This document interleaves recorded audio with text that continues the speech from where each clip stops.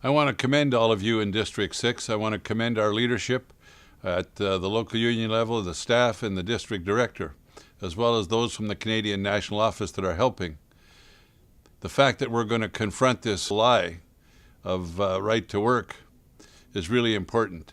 Tim Hudak thinks that he can BS the rest of the population in Ontario, and as a result of that try to split the vote in Ontario and try to elect Conservatives. We need to be very, very aware that should Tim Hudak win, he will believe that that's a mandate to bring in right to work.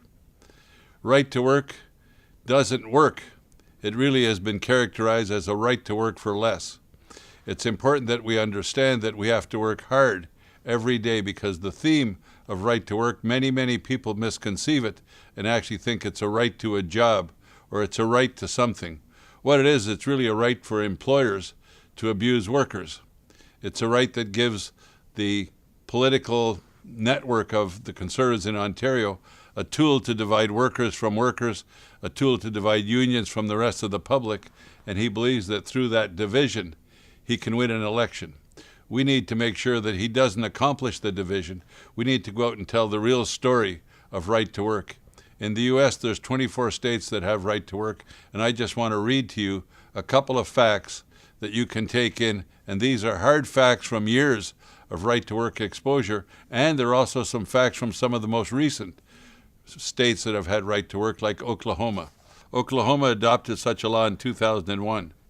Then manufacturing jobs have fallen by 1/3. Right to work laws drive down wages.